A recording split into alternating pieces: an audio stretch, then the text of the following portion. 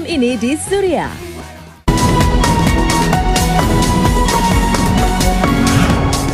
Isu 10 juta penduduk terus menjadi salah satu tumpuan kempen pilihan raya. 42 masjid menawarkan khidmat ibadah korban tahun ini. Tempahan bermula hari ini. Tragedi tanah runtuh di Lombong Batu Jet di Myanmar, lebih 160 orang mati. Semua laporan itu boleh anda ikuti dalam berita 8 malam ini.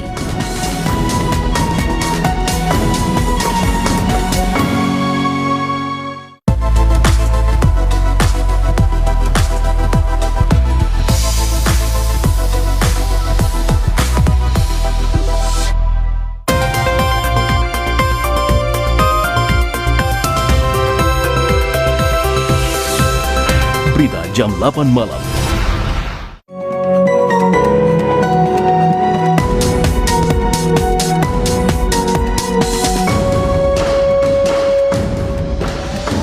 Timbalan Perdana Menteri bidas perbuatan SDP sebar kepalsuan mengenai jumlah penduduk. SDP tetap pertahankan kenyataannya mengenai isu jumlah penduduk 10 juta orang. Tempahan kambing korban boleh dilakukan di 42 masjid mulai hari ini, harganya lebih rendah daripada tahun lalu.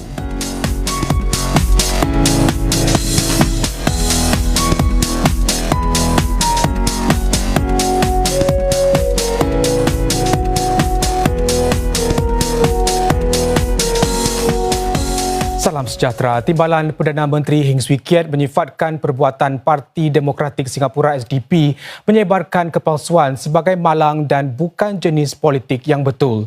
DPM Heng berkata demikian sebagai mengulas dakwaan SDP bahawa pemerintah menimbangkan idea untuk mempunyai 10 juta penduduk bagi Singapura, sesuatu yang dijelaskan PAP sebagai tidak benar.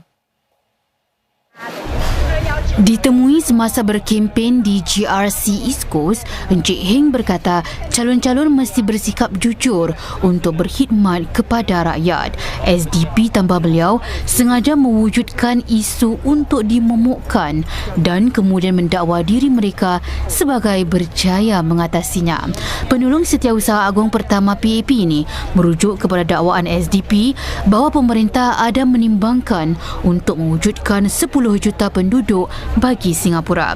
SDP kemudian mendakwa semalam bahawa ia sudah berjaya mendapat jaminan pemerintah untuk tidak meningkatkan jumlah penduduk Singapura kepada 10 juta sekaligus memenuhi satu daripada manifesto pilihan rayanya. Namun Encik Heng semalam menjelaskan sekali lagi bahawa beliau tidak berkata demikian dan sebaliknya menjangkakan penduduk Singapura akan jauh lebih rendah daripada 6.9 juta orang. I don't know. I don't know how people are choosing to spread falsehood. It is most unfortunate, and I think any Singaporeans can judge whether you are saying something serious or you are just spreading statements like this with no basis whatsoever. I really don't understand. This is not the right kind of politics. Encik Heng menambah bahawa beliau secara peribadi sentiasa berasa bahawa integriti adalah sangat penting. Pengerusi Parti Demokratik Singapura SDP Paul Tambia berkata orang ramai harus membaca laporan akhbar Straits Times 2019 dan memutuskan jika dakwaan parti itu bahawa Timbalan Perdana Menteri Heng Swee Keat sedang menimbangkan idea menetapkan sasaran 10 juta penduduk adalah palsu. Encik Heng dan PAP telah menyangkal dakwaan SDP itu. Mereka menggesa Ketua SDP Chee Soon Juan supaya meminta maaf dan mempersoalkan kewibawaan parti pembangkang itu. Semasa menemui penduduk petang tadi, Dr. Tambia merujuk kepada laporan ST tahun lalu di mana Encik Heng merujuk kepada komen mantan Ketua Perancang yang berkata Singapura harus merancang untuk mencapai sasaran 10 juta penduduk. Dr. Tambia berkata beliau benar-benar bingung mengapa dakwaan SDP itu dianggap sebagai kepalsuan. Beliau menambah adalah tidak bertanggungjawab bagi PAP untuk menumpukan perhatian terhadap isu itu sedangkan kita perlu memberi tumpuan kepada pekerjaan, kehidupan dan sara hidup. Ketua Parti Pekerja WP Pritam Singh berkata pemerintah seharusnya menjelaskan ia tidak berniat untuk menaikkan jumlah penduduk kepada 10 juta orang sebelum bermulanya pilihan raya. Bercakap kepada para wartawan semasa satu lawatan di Punggol West pagi tadi, Encik Pritam berkata tidak salah bagi orang ramai merumuskan demikian memandangkan sebilangan menteri telah membayangkan kemungkinan jumlah penduduk akan dinaikkan.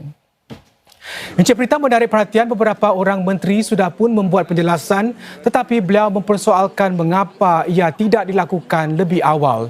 Beliau berkata demikian menyusuli perdebatan antara PAP dengan SDP mengenai isu tersebut. Encik Pritam menambah saga itu turut menimbulkan persoalan tentang skop Akta Perlindungan daripada Kepalsuan dan Manipulasi Online POFMA. Beliau berkata masih ada ruang bagi komen yang adil mengenai saiz penduduk yang patut disasarkan Singapura. Namun beliau tidak mahu mengulas lanjut mengenai perkara itu kerana ia tidak melibatkan WP.